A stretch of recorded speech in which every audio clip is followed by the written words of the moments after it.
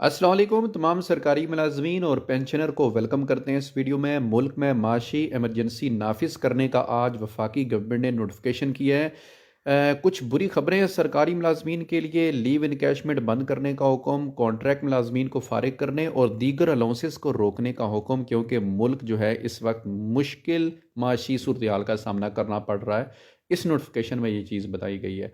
Government of Pakistan cabinet secretariat cabinet division का 20 दिसंबर का ये नोटिफिकेशन ऑफिस मेमोरेंडम है। इसमें क्या है, आप काइंडली वीडियो पूरी देखा करें ताकि आपको चीज़ें क्लियर हो। आप स्किप कर देते हैं, छोड़ देते हैं, फिर चीज़ें समझ नहीं आती, फिर कमेंट में आप तरह तरह की बातें कर रहे होते हैं।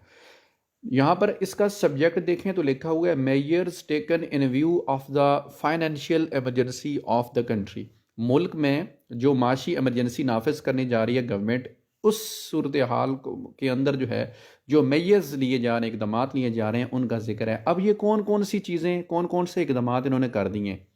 पहले नंबर पर इन्होंने ये चीज़ की है कि all government vehicles used by the officer, जितने भी ऑफिसर्स गवर्नमेंट सरकारी गाड़ियाँ इस्तेमाल कर रहे हैं उनको 120 लीटर से ज़्यादा पेट्रोल जो है वो नहीं दिया जाएगा पर मंथ के हिसाब से, यानी कि वहाँ पर पैसे बचाने की कोशिश की जा रही है। दूसरे नंबर पर अगर कोई ऑफिसर जो है किसी आउट ऑफ टाउन जाता है, आउट ऑफ सिटी जाता है, आउट ऑफ विलेज जाता है ऑफिशियल बिजनेस के ऊपर, तो उसे टीएडीए जो है वो नहीं दिया जाएगा। ये भी ठीक है, खर्चा रोकने के लिए अच्छी बात है। इसके बाद आगे देखा जाए तो कहते हैं कि regulate the financial hardships by removing of all allowances of more than 25% से जायद जितने भी अलाउंसेस हैं उनको ख़त्म करने का, फिल फोर रोकने का ये हुक्म है। यानी कि किसी सरकारी मुलाजिम को अगर बेसिक पे का 50% मिल रहा है, कुछ ऐसे मुलाजमीन हैं जिनको 100% मिल रहा है, तो उन अलाउंसेस को रोकने का हुक्म है। 25% से जायद वाले अलाउंसेस जो हैं वो रोकने का ऑर्डर है, इसके अंदर इमीडिएटली लिखा हुआ है। आगे है avoid paying an any medical bill. Medical bill की मद में ग्रेड 11 से ग्रेड 21 के मुलाजमीन को जो देने का फैसला है वो भी ख़त्म।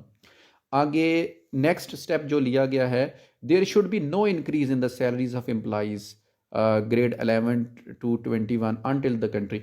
ग्रेड 11 से लेकर ग्रेड 21 के मुलाजमीन की तनख्वाहों में किसी किस्म का कोई इजाफा नहीं किया जा सकता जब तक फाइनेंशियल जो प्रॉब्लम्स हैं इनको ख़त्म नहीं किया जाता।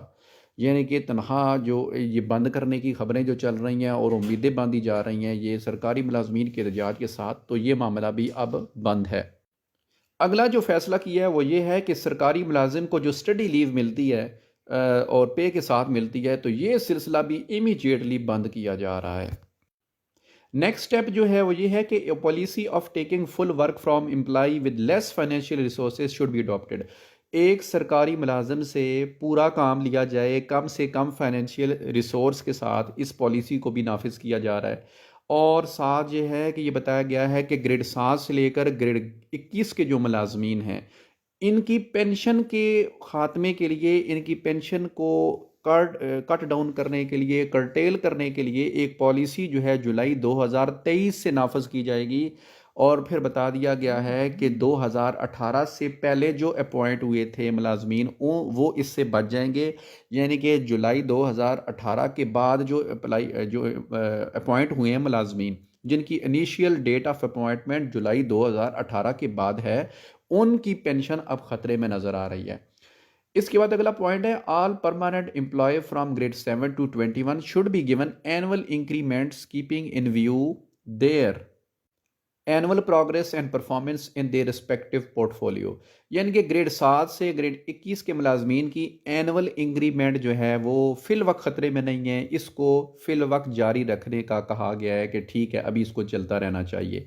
आगे अगला फैसला लीव इनकैशमेंट के मतलब, जो लोग पेंशन का सोच रहे थे, पेंशन के साथ लीव इनकैशमेंट मिलती है, वो अब ख़तरे में है।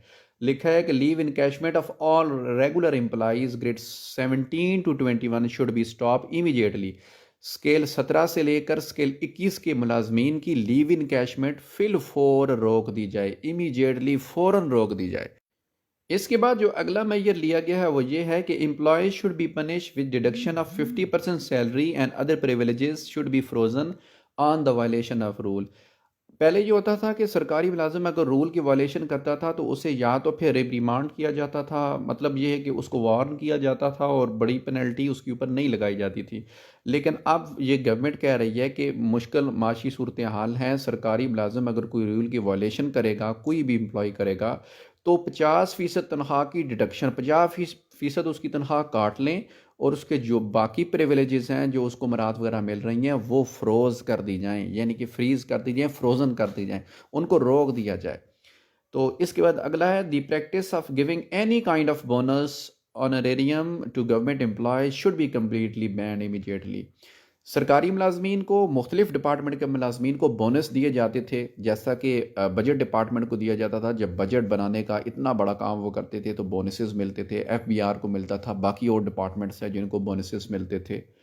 और इसके अलावा ऑनरेरियम देने का एक ट्रेंड भी कुछ डिपार्टमेंट्स के अंदर मिला सरकारी मुलाजमीन को। इनको इमीडिएटली फिल फोर बंद करने का आर्डर कर दिया गया है और इनको बैन कर दिया गया है। अगली जो चीज़ है, आखिरी पैराग्राफ, उसके अंदर कॉन्ट्रैक्ट मुलाजमीन के लिए बुरी खबर है, सरकारी मुलाजमीन के लिए, वो आपको पढ़ के बताता हूँ। नेक्स्ट स्टेप है कि in order to enable better utilisation of funds all government institutions organisations autonomous bodies which shall submit absolute report on the utilization of funds after every 3 month। तमाम किस्म की ऑर्गेनाइजेशन, सरकारी अदारे और ऑटोनमस जो bodies हैं, हर 3 माह के बाद अपनी रिपोर्ट फ़ंड्स की यूटिलाइजेशन के हवाले से जो है वो जमा करवाएंगी और देखा जाएगा कि उन्होंने इन फ़ंड्स को इस्तेमाल करने में कितनी किफ़ायत शारी या कितनी जो है वो समझदारी का मुजाहरा किया है। और आखिरी पॉइंट ये कह रहा है कि government organisation institutions bodies shall establish an 8-hour workload policy for their staff and oblige all to work with new workload policy and terminate the contract of excessive staff। ज़रूरत से ज़्यादा जो स्टाफ है ये टर्मिनेट करें उनका contract और 8 घंटे की वर्कलोड पॉलिसी अपनाएं, तमाम मुलाजमीन को बाउंड करें कि उन्होंने 8 घंटे काम करना है। 8 घंटे से कम जो काम अब नहीं चलेगा और 8 घंटे की पॉलिसी वज़ा करते हुए रेशनलाइज करें और जितना स्टाफ एक्स्ट्रा है तो उनको निकालें। और यहाँ पर ये बताया गया है कि जो डिसेबल एम्प्लॉय है उनका जो है अपना कॉन्ट्रैक्ट, उनको छोड़ दें, उनको जो है ना निकालें, टर्मिनेट ना करें। बाकी जितने भी एक्सेसिव एम्प्लॉयज़ हैं उनके कॉन्ट्रैक्ट को टर्मिनेट कर दें। काफ़ी बुरी ख़बरें इस नोटिफिकेशन के अंदर सरकारी मुलाजमीन के लिए। ये पहला बम है, मुश्किल माशी सूरत हाल हैं और बहुत सारे व्लॉगर्स कह रहे हैं कि पाकिस्तान डिफ़ॉल्ट करने वाला है, डिफ़ॉल्ट कर जाएगा, दिवालिया हो जाएगा। अल्लाह इन तमाम बुराइयों से, इन तमाम मुश्किलात से पाकिस्तान को बचाए। हमारी इकानमी अल्लाह करे बेहतर हो, तो फिर ही सूरत हाल जो है वो बेहतर हो सकती है।